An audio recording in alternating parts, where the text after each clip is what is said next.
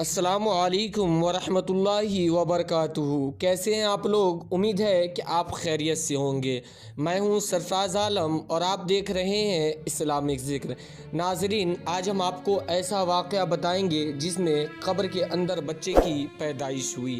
नाज़रीन, ये बहुत ही खौफनाक और बहुत ही ज़बरदस्त वाक़या है जिसको आप सुनेंगे तो बहुत ही हैरानी होगी। नाजरीन, लेकिन अभी तक आप मेरे चैनल को सब्सक्राइब नहीं कर पाए हैं तो आप मेरे चैनल को सब्सक्राइब कर लें और साथ में बेल आइकन को दबा दें ताकि मेरी वीडियो आप तक सबसे पहले पहुंच सके। मैं रोज़ाना इस्लामिक ज़िक्र पर आपकी खिदमत में आता रहता हूं।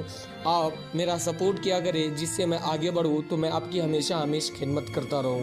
तो आप मेरी वीडियो को शेयर कर दिया करें, मेरी वीडियो को लाइक कर दिया करें और मेरे चैनल पे आप नए हैं तो मेरे चैनल को आप सब्सक्राइब ज़रूर कर दें।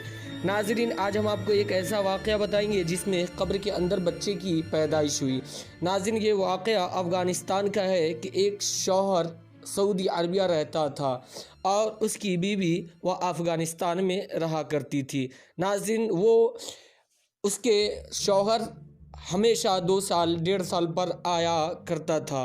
नाज़रीन, एक मर्तबा ऐसा हुआ कि वो जब भी आता था तो जब भी अपने घर आता था तो जब घर से बाहर परदेश निकलता तो सूरह यासीन वगैरह हर चीज़ पढ़कर दुआ कर घर से बाहर निकला करता था।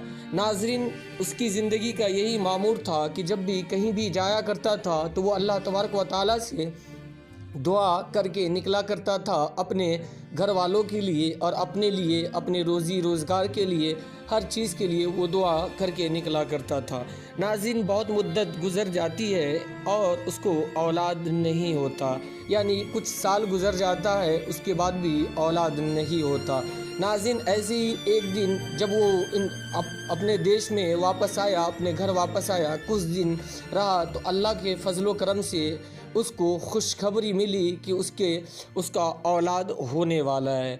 नाज़रीन, औलाद होने की खुशी में वो बहुत ही ज़्यादा खुश हो जाता है और अल्लाह तबारक व तआला से दुआ भी करता है अपने औलाद के लिए कि अल्लाह सही सलामत इसे दुनिया में भेज दे।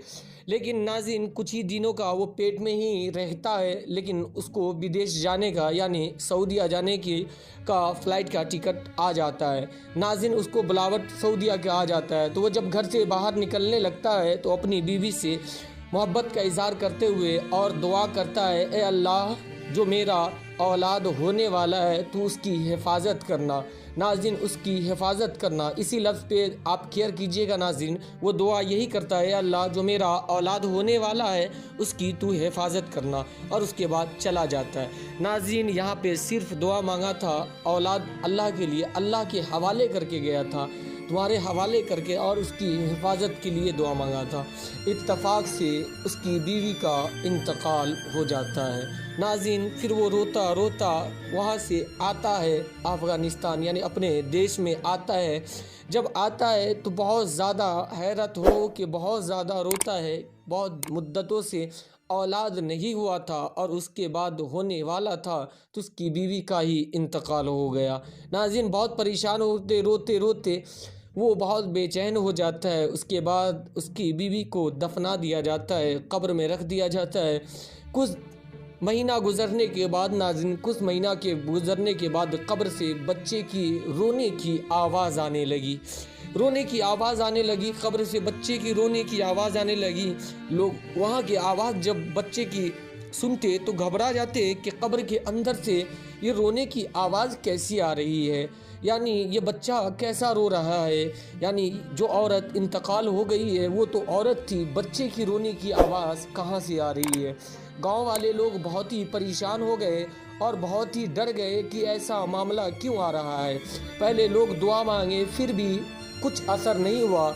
उसके बाद वो लोग वहाँ के इमाम को बुलाकर लेकर आए, इमाम साहब को, कि कब्र से बच्चे की रोने की आवाज़ आ रही है। इमाम साहब जब वहाँ पर जाते हैं तो वाकई में बच्चे की रोने की आवाज़ आती है। इमाम साहब ने कहा कि अभी कुछ देर तक रुक दिया जाए कि देखा जाए कि कितनी देर तक आवाज़ आती है। बच्चे की आवाज़ आती रही, लगभग 2 दिन गुजर गया। उसके बाद इमाम साहब ने हुक्म दिया कि कब्र को खोदा जाए। कब्र को जब खोदा गया तो देखा गया एक नन्हा बच्चा, छोटा बच्चा है जो कब्र के अंदर اپنی ماں کے سینے سے لپٹ کر رو رہا ہے۔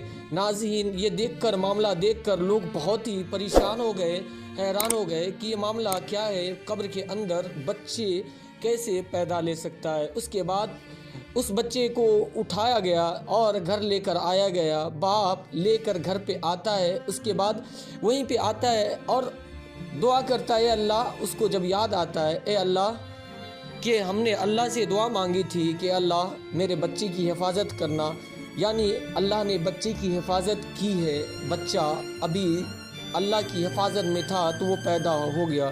اس کے بعد اس کا شوہر بہت رونے لگا، اے خدا، جب تم ایک بچے کو حفاظت میں رکھ لیا، اے خدا، اس کی پرورش کون کرے گا جب اس کی ماں دنیا میں نہ رہے گی؟ تو اے خدا، اس کی پرورش، اس کی ذمہ داری اور اس کا ہر چیز کون کرے گا ادا؟ اے خدا، حفاظت اس کی ماں کا بھی کر دیتا تو۔ اس کے بعد اللہ تبارک و تعالیٰ کی بارگاہ میں اس کی دعا پھر قبول ہو جاتی ہے۔ اللہ پھر سے اس عورت کو زندہ کر دیتا ہے، جو عورت قبر کے اندر مر چکی تھی، یعنی دنیا سے جا چکی تھی، رخصت ہو چکی تھی، انتقال ہو چکی تھی، وہ پھر سے زندہ ہو جاتی ہے اور اپنے بیٹے کو سینے سے لگا کر۔ یہ معاملہ دیکھ کر لوگ حیران ہو گئے اور اللہ کی شان میں حمد و ثنا کرنے لگا ہے کہ اللہ کی قدرت، اللہ کی شان بہت بڑی ہے۔ اللہ جسے چاہے زندگی دے سکتا ہے، جسے چاہے موت دے سکتا ہے۔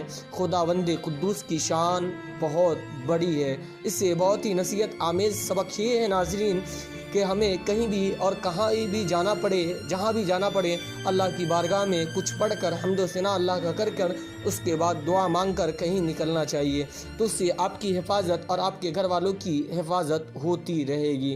ناظرین، یہ بہت ہی اچھا واقعہ ہے، اس کو شیئر کریں، زیادہ سے زیادہ شیئر کریں تاکہ لوگ جانیں، اور دعا مومنوں کی ہتھیار ہے تو دعا مانگتے رہیں، اس کے ذریعہ آپ بھی ثواب پائیں گے اور ہمیں بھی ثواب ملے گا۔ زیادہ سے زیادہ شیئر کریں، اور میرے چینل پہ آپ نئے ہیں تو میرے چینل کو آپ سبسکرائب کر لیں اور ساتھ میں بیل آئیکن کو دبا دیں تاکہ میری ویڈیو آپ تک سب سے پہلے پہنچ سکے۔